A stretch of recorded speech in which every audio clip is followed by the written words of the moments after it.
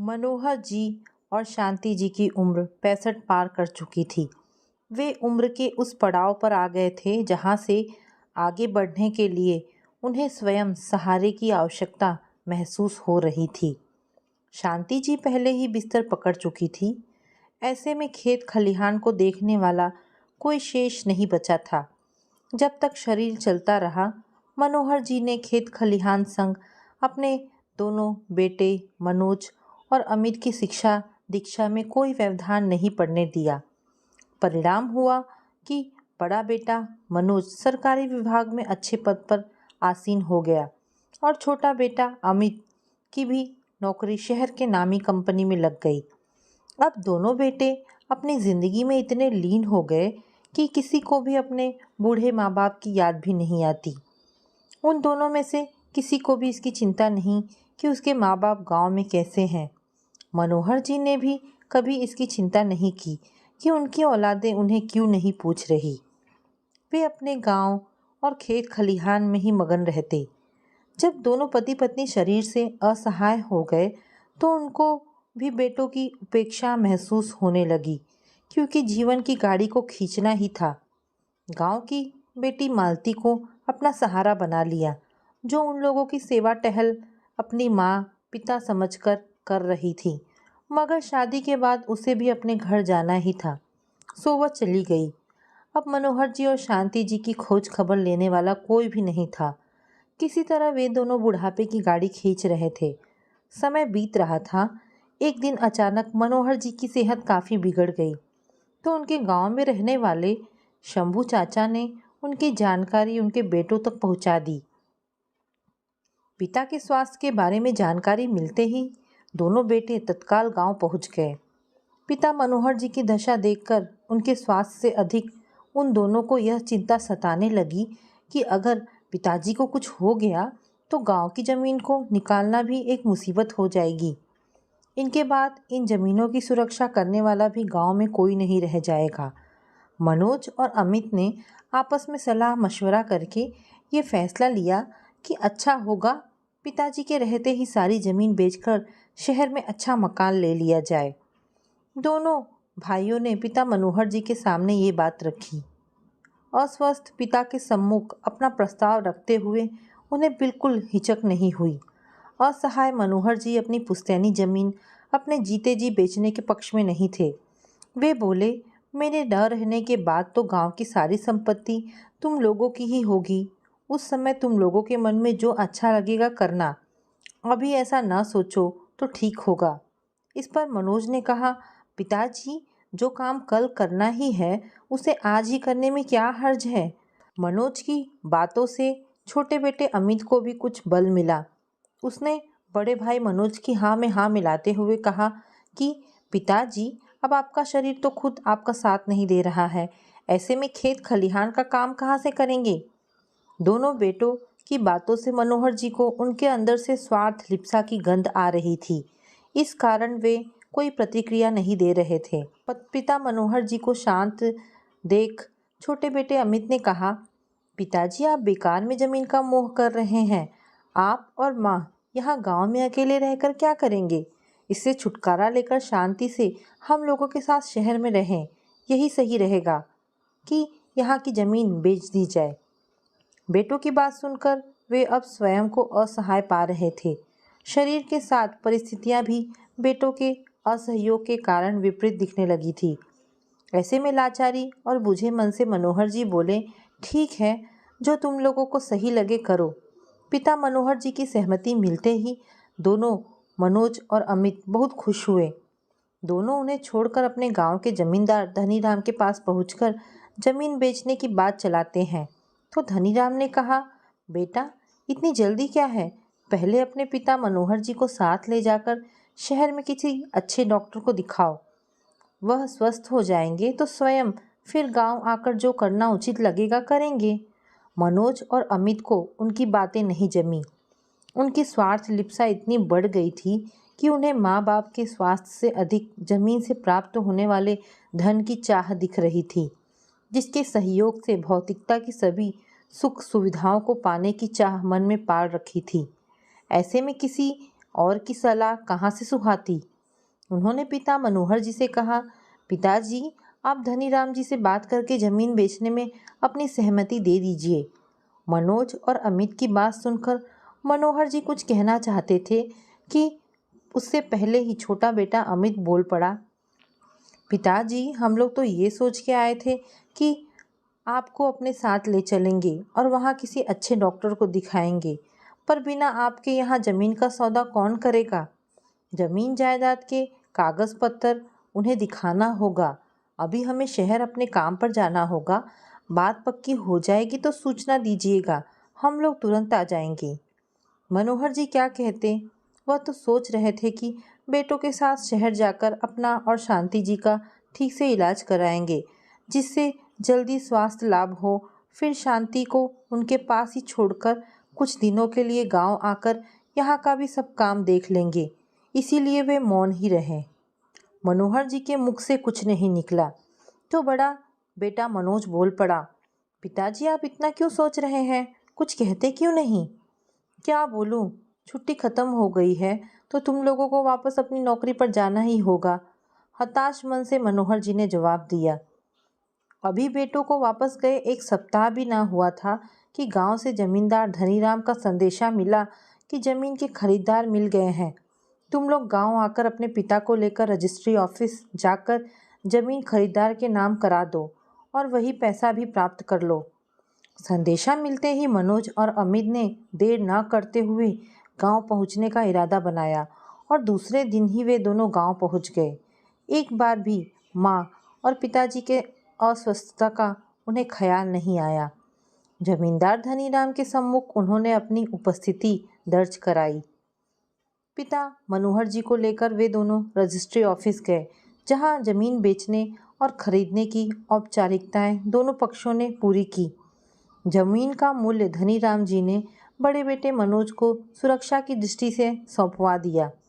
घर आकर मनोज और अमित ने आपस में सोच विचार कर निर्णय लिया और पिता मनोहर जी से कहा कि पिताजी, जमीन का इतना पैसा यहाँ रखना सही नहीं होगा, इसीलिए कल ही हम लोग शहर लौटकर वहाँ बैंक में जमा कर देते हैं।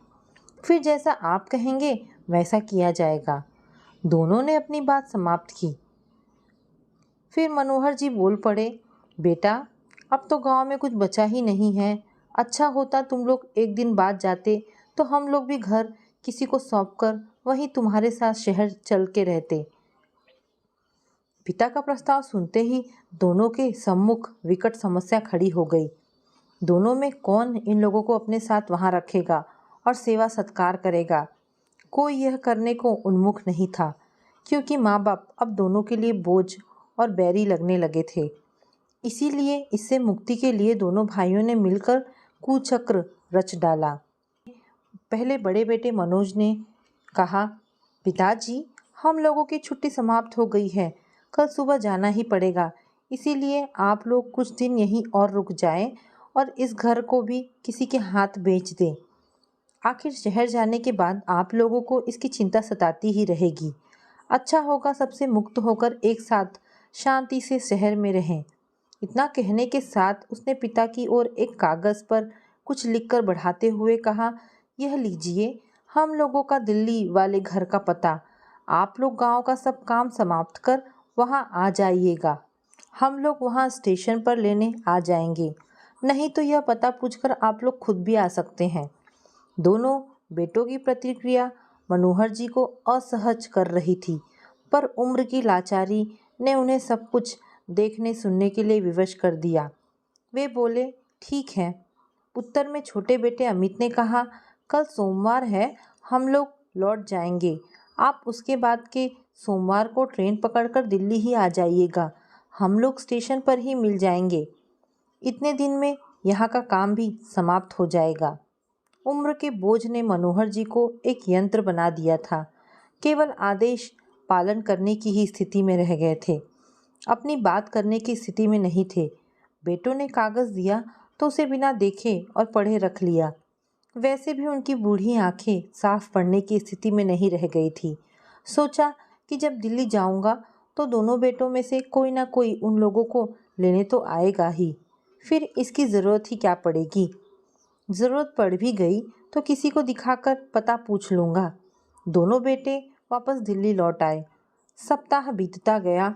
मनोहर जी ने दुखी मन से घर की चाबी अपने पट्टीदार सेवालाल को देकर उन्हीं के सहयोग से स्टेशन पर आकर रामपुर से दिल्ली की ट्रेन पकड़ ली। जैसे ही ट्रेन उनके गांव के स्टेशन से चली, उनकी आंखों में आंसू आ गए। शांति जी ने उन्हें हिम्मत दी, यह जानते हुए कि यह धरती शायद अब फिर कभी देखने को ना मिले। दूसरे दिन ट्रेन सुबह ही गंतव्य स्टेशन पहुंच गई। मनोहर जी और शांति जी सामान के साथ प्लेटफॉर्म पर ही बेटों का इंतज़ार करते रहे। जब सभी सवारी वहां से बाहर निकल गई तो उन्होंने भी यह सोचकर कि छुट्टी मिलने में देरी हो गई होगी, इसीलिए जल्दी नहीं आ पाए। अच्छा होगा स्टेशन से बाहर होकर उनका इंतज़ार करूं। सुबह से दोपहर हो गई पर बेटों की कोई झलक ना मिली, तो निराश होकर बेटे के दिए हुए कागज़ को निकाला और पास ही खड़े एक टैक्सी वाले को दिखाकर कहा, हम लोगों को इस पते पर पहुंचा दो, जो किराया होगा ले लेना। कागज़ लेकर टैक्सी वाले ने उसे पढ़ा, फिर उन्हें देखकर सवाल किया, बाबा क्या आपकी कोई संतान नहीं है क्या? मनोहर जी विवशता भरे लहजे में कहते हैं, मेरे 2 बेटे हैं। यह पता उन्हीं लोगों का है जहाँ चलने को कह रहा हूँ। यहाँ क्या करते हैं? दोनों यहाँ अच्छे पद पर हैं। अफसोस भी जताया, इसके पहले यहाँ आने का कभी मौका नहीं मिला, इसलिए घर नहीं देख पाए, पर दोनों एक ही मोहल्ले में रहते हैं। बेटों ने ही यह लिखा है। हाँ, मेरी आंखें पढ़ नहीं पाती, नहीं तो मैं ही पढ़कर तुम्हें बता देता। मनोहर जी की बातों को सुन टैक्सी वाला बहुत दुखी हुआ। वह समझ नहीं पा रहा था कि इन लोगों को कैसे बताए कि इसमें घर का पता नहीं, कुछ और लिखा हुआ है। उन लोगों को सच बताने का साहस वह नहीं जुटा पाया। सोचा अच्छा होगा अनभिज्ञ हो जाऊं, इसीलिए कागज उन्हें वापस लौटाते हुए कहा, बाबा मैं अभी कुछ दिनों से ही इस शहर में टैक्सी चला रहा हूँ, इसीलिए इस जगह को नहीं जानता। टैक्सी वाले की बात सुनकर उन्हें बहुत निराशा हुई, पर हताश नहीं हुए।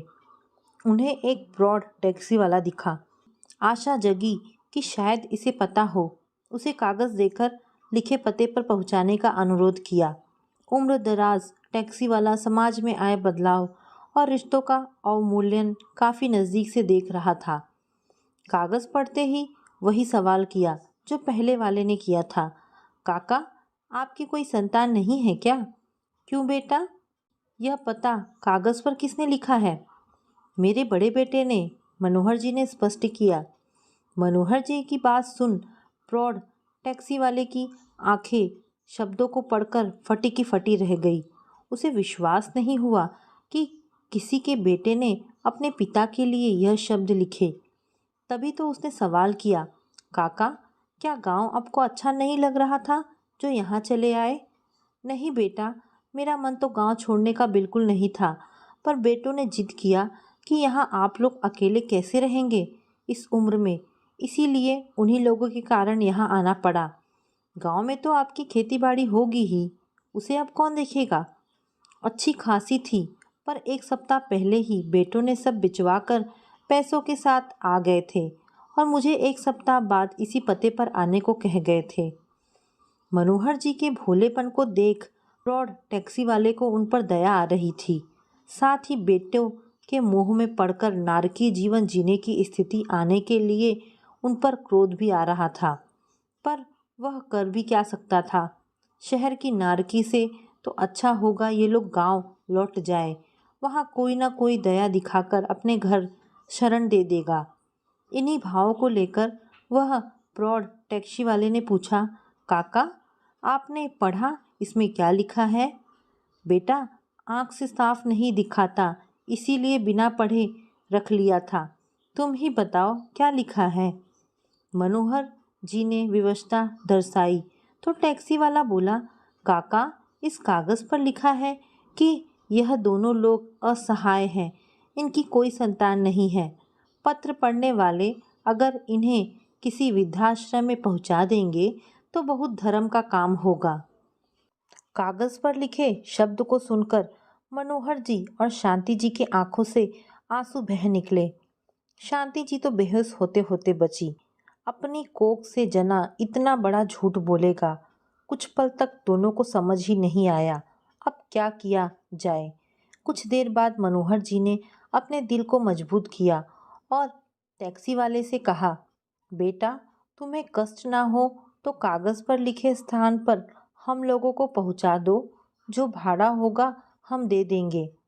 काका, भाड़े की बात आप ना करें, मेरी सलाह माने तो अच्छा होगा आप लोग गांव लौट जाए, हम आप लोगों को ट्रेन पर बिठा देंगे।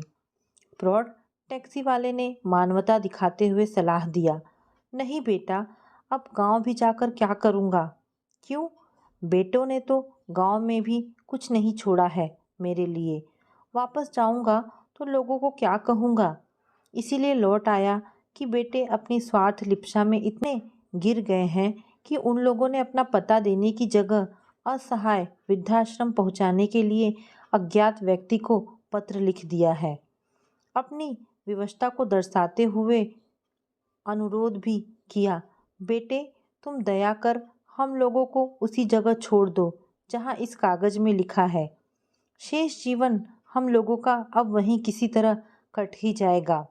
गांव के लोग भी यही सोचेंगे समझेंगे कि हम लोग अपने बेटों के साथ खुशी से रह रहे हैं। इस प्रकार यह गलत संदेश गांव के लोगों तक नहीं पहुंच पाएगा कि संपन्न बेटों ने स्वार्थ में अपने माँ बाप का सब कुछ लेकर अनाथ वृद्धाश्रम में रहने को भिजवा दिया। बूढ़े असहाय माता पिता की दुर्गति देखकर उस प्रौढ़ टैक्सी वाले की आंखों से आंसू निकल पड़े। उसने मन ही मन अपने ईश्वर से प्रार्थना की कि इस तरह के कलयुगी औलाद को कभी चैन की नींद ना मिल पाए और उनकी औलादें उन्हें ही उनके कर्मों का सही फल दें। धिक्कार है ऐसे कपूतों पर। टैक्सी वाला मन में हजार बदुआ देते हुए वृद्धाश्रम के लिए निकल पड़ा। तो दोस्तों, ये कहानी यहाँ पर समाप्त होती है। आशा करती हूँ आपको ये कहानी ज़रूर पसंद आई होगी।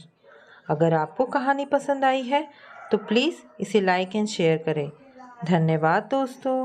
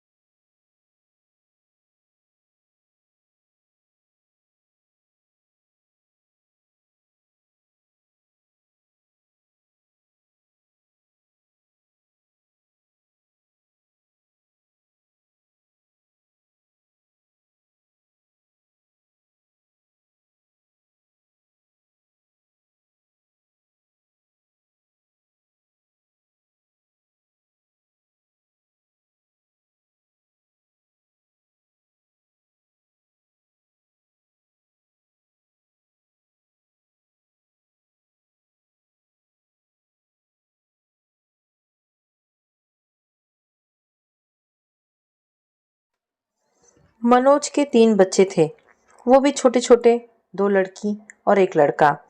इन मासूम बच्चों की भी परवाह न करते हुए इनकी माँ अथवा मनोज की पत्नी अंजू कहीं दूर चली गई थी किसी के साथ।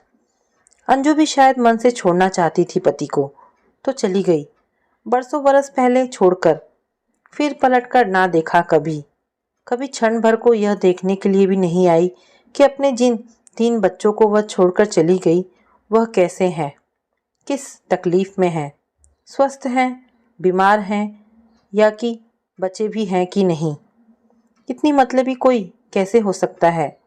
यही कहने का मन होता है कि शायद भगवान उनके शरीर में दिल की रचना करना भूल गए थे, या फिर दिल पत्थर का था उसका, या फिर माँ का नहीं किसी और का दिल लगा बैठे थे। मतलब कि भगवान भी भूल कर बैठे थे। नहीं तो कोई माँ अपने 1.5 साल के बेटे और 5 और 7 साल की बेटी को अकेला छोड़कर ना चली जाती हमेशा के लिए।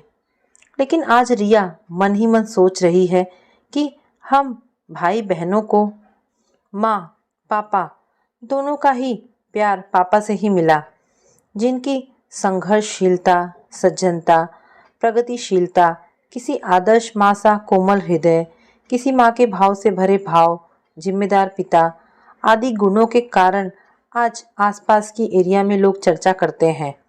उन्हें अनूठा व्यक्तित्व वाला व्यक्ति कहा जाता है, मगर पहले उन्हें कदम कदम पर अपमानित किया जाता था। पत्थर से भी ज़्यादा पत्थर हो गए हैं लोगों के दिल। लेकिन सच यह भी है कि ऐसे लोगों से भरी नहीं है दुनिया। तो इसीलिए मक्खन से कोमल दिल वाले हैं हमारे पापा, जिनका कोमल दिल माँ के पत्थर दिल को कोमल ना बना सका। वह मक्कार बनी रही और चली गई। तब पूरे खानदान, रिश्तेदार, नातेदार, पट्टीदार सब ने पापा को ही जिम्मेदार ठहराया था कि यही जिम्मेदार है पत्नी के जाने के लिए। पापा के अच्छे संस्कार को उनका अवगुण बताया गया कि अरे पत्नी ऐसे थोड़े ही ना रखी जाती है, पत्नी तो मर्द ही रख सकता है। कड़कपन नहीं रखोगे तो पत्नी किसी के साथ भागेगी ही, घर की देहरी लांघेगी ही। इस समाज ने उसके पापा के साथ इतना ही अन्याय नहीं किया था, बल्कि उन्हें अपमानित करने, दुत्कारने का आखिरी रास्ता तक चुना था। उन्हें नपुंसक कहकर अपमानित किया था। खुलेआम पूरे विश्वास के साथ यह कह गया कि तीनों बच्चे भी इसके नहीं हैं। नपुंसक कहाँ बच्चे पैदा कर सकता है।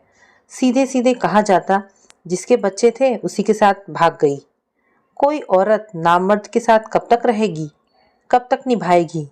माँ का नाम लेकर कहा जाता अंजू ने इतने साल एक नपुंसक के साथ निभाया, यही बड़ी बात है। इसने तो उसका जीवन बर्बाद कर दिया था, धोखा दिया उसे।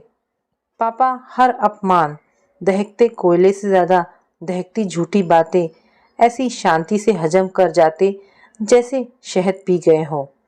ज़्यादा हो जाने पर, एकदम मुंह पर यह सब कहे जाने पर दोनों हाथ जोड़कर कहते, नहीं नहीं ऐसा नहीं है। अंजू को जो कुछ चाहिए था मैंने वह सब कुछ उसे दिया। मैं नपुंसक नहीं हूँ। हर सुख उसे दिया। बच्चे भी हमारे ही हैं। कभी तेज आवाज़ में बात तक नहीं की। कभी भी चाहे जितना भी वह बिगड़ी, उचित अनुचित यह सब मैंने सोचा ही नहीं। बस हंसकर शांति से यही कहता था, बस कर अंजू, गुस्सा होकर काहे को अपने को इतना कष्ट देती है। तुझे कोई भी कष्ट हो यह मुझे अच्छा नहीं लगता। बच्चे हैं, इनकी बातों पर इतना गुस्सा अच्छा नहीं। यह भगवान का रूप है। मुझे पिक्चर देखना कभी अच्छा नहीं लगता, लेकिन जब जब उसने कहा कि नई पिक्चर आई है तो दिखाने के लिए ले गया। कहने को भी एक बार भी मना नहीं किया। घर में मीट मछली कभी नहीं बनी, लेकिन जब जब अंजू का मन किया तब तब बाजार में ले जाकर या चोरी से घर लाकर खिलाया। हाँ, उसे एक बार डांटने सख्ती करने का दोषी हूँ। जब बिटिया के होने को 1 महीना बाकी रह गए थे और उसने अम्मा से बदतमीजी की थी। अम्मा ने खाली इतना कहा था कि बहू खाना पीना टाइम से करती रहो, नहीं तो बच्चे पर बुरा असर पड़ेगा।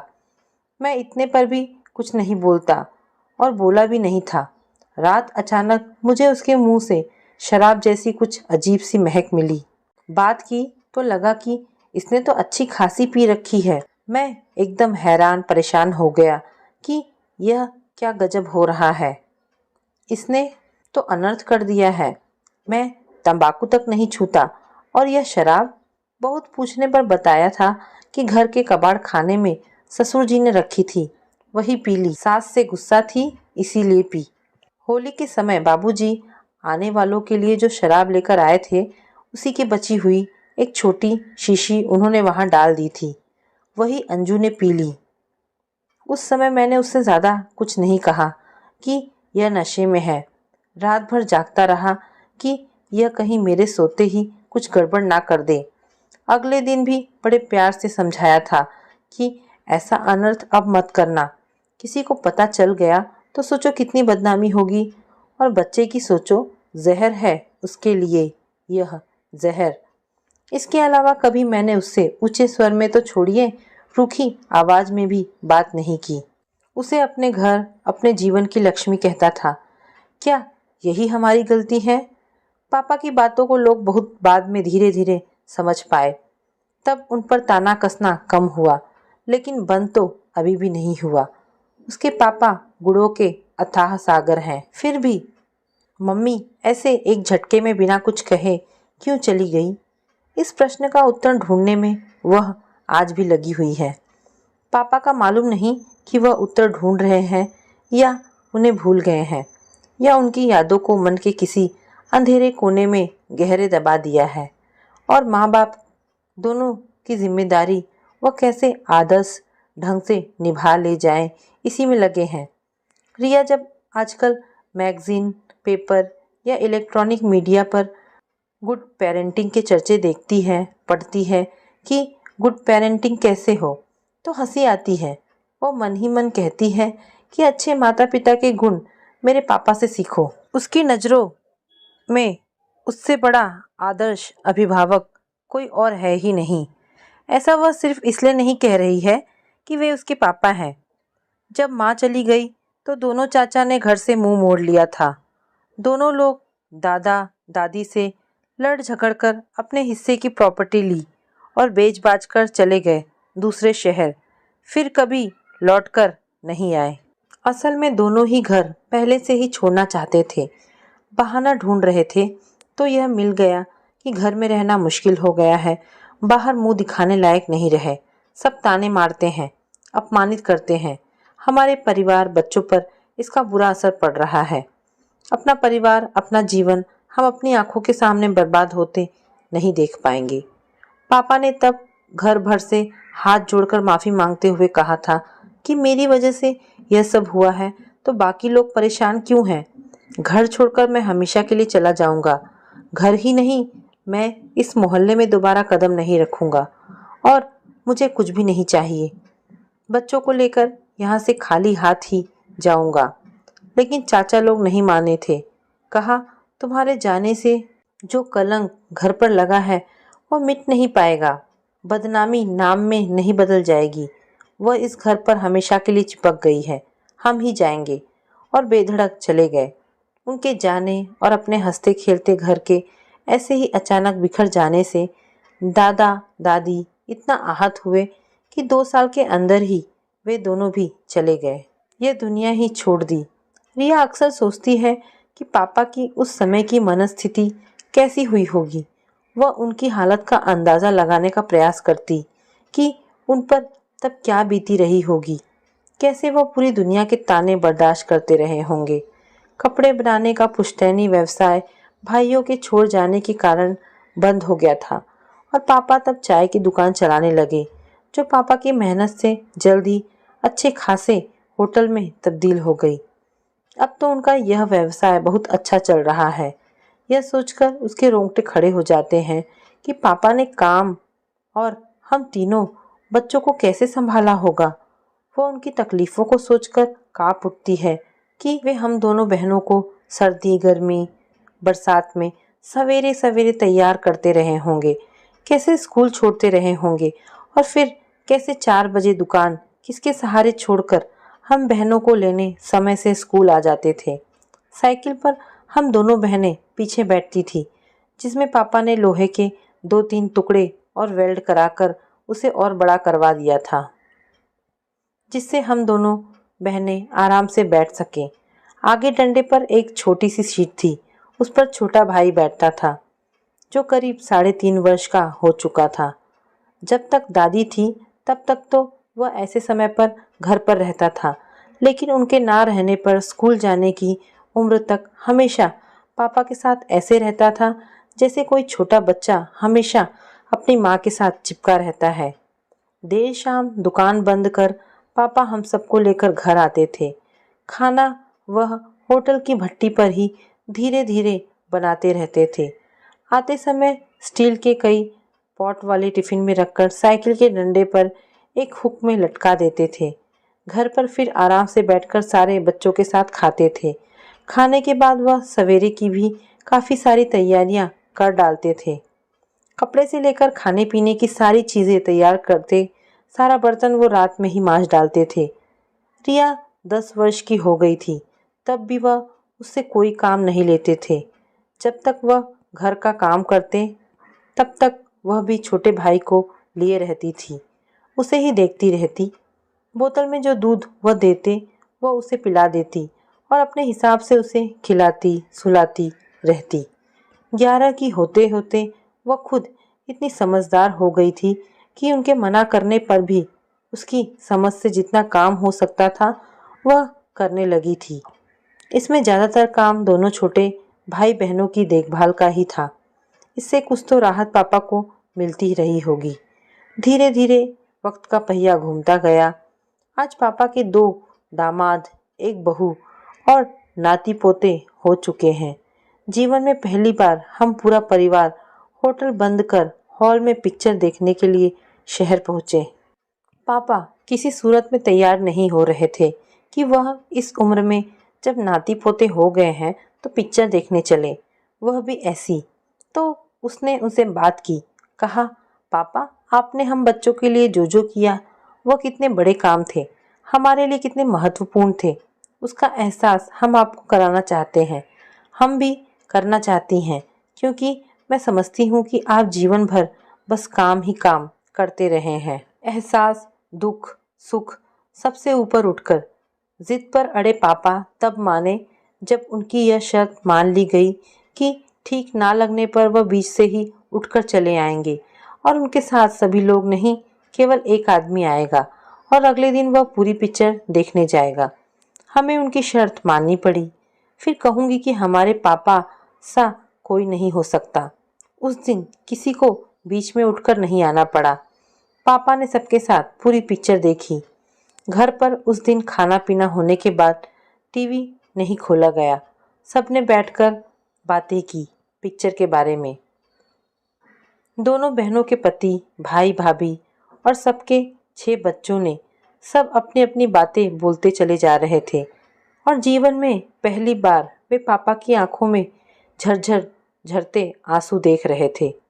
मगर जीवन में पहली बार वह खुलकर कोई काम नहीं कर रहे थे। उन सबसे बचना चाह रहे थे।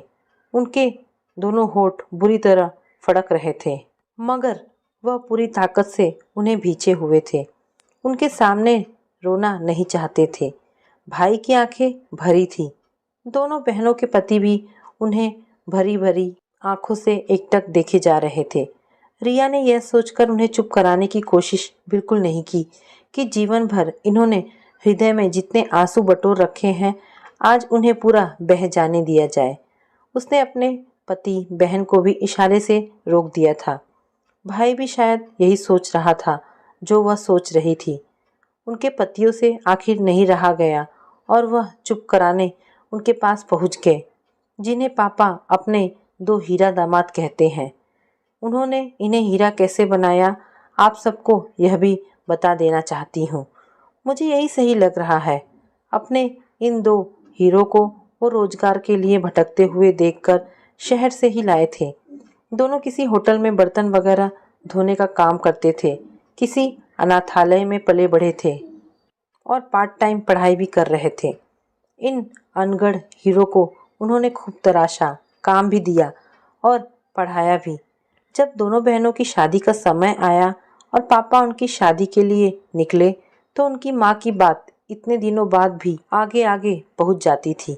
तमाम अपमानजनक स्थितियों को झेलने के बाद भी जब उन्हें सफलता मिलती नहीं दिखी तो उन्होंने अपने विचार बदले और एक दिन यहीं दिव्य मंदिर में अपने तराशे इन्हीं हीरो के साथ ही अपनी दोनों बेटियों की शादी करवा दी, वह भी एक ही दिन में, एक ही हवन कुंड के समक्ष। परमपिता परमेश्वर को साक्षी मानकर शादी को संपन्न कराने वाले पुजारी जी ने उनके इस कदम की खूब प्रशंसा की थी, आशीर्वाद दिया था। पापा ने गिनकर 4-5 लोग बुलाए थे। मोहल्ले में 2-4 दिन हुई बातों पर उन्होंने कोई ध्यान नहीं दिया। इसके 2 साल बाद ही भाई की भी शादी ऐसे ही एक अनाथालय में पली बढ़ी लड़की से की, जो आज उनकी प्यारी भाभी है। दुनिया में होगा ननद भौजाइयों के बीच 36 का आंकड़ा, लेकिन उनके यहाँ तीनों एक दूसरे की जान है। तीनों नहीं बल्कि सभी एक दूसरे की जान है। इन सभी का क्योंकि गहरा रिश्ता है। मगर मम्मी के बारे में आज भी वह सोचती है। उनका गोरा चिट्टा चेहरा, बड़ी बड़ी काली आंखें, लंबे बाल, कमर तक झूलती चोटी और कोयल सी कूकती आवाज़ आज भी आंखों के सामने घूमता है। उनका चेहरा, कानों में गूंजती है आवाज़ जब वह बुलाती थी रिया। उसे रिया बुलाने वाली माँ ना जाने किस बुरी घड़ी में, ना जाने कितनी दूर के चचेरे देवर के संग घर की देहरी लांघ गई हमेशा के लिए, जिनके लिए पापा आज भी ना जाने कितने आंसू रोज हृदय में बटोरते जा रहे हैं। उसके महान पापा और मम्मी, जो भी हो वह उसकी मम्मी ही रहेगी। इसे तो भगवान भी अब नहीं बदल सकता। विवश है वह भी, आखिर सामने माँ है। सच तो यह भी है कि विधान बनाने वाला विधाता भी अपने विधान के समक्ष विवश है। मगर जो भी हो, विधाता से वह यही प्रार्थना करती है कि मम्मी जहाँ भी हो उन्हें स्वस्थ और खुश रखें। तो दोस्तों, ये कहानी यहाँ पर समाप्त होती है। आपको ये कहानी कैसी लगी मुझे कमेंट करके अवश्य बताएं। धन्यवाद दोस्तों।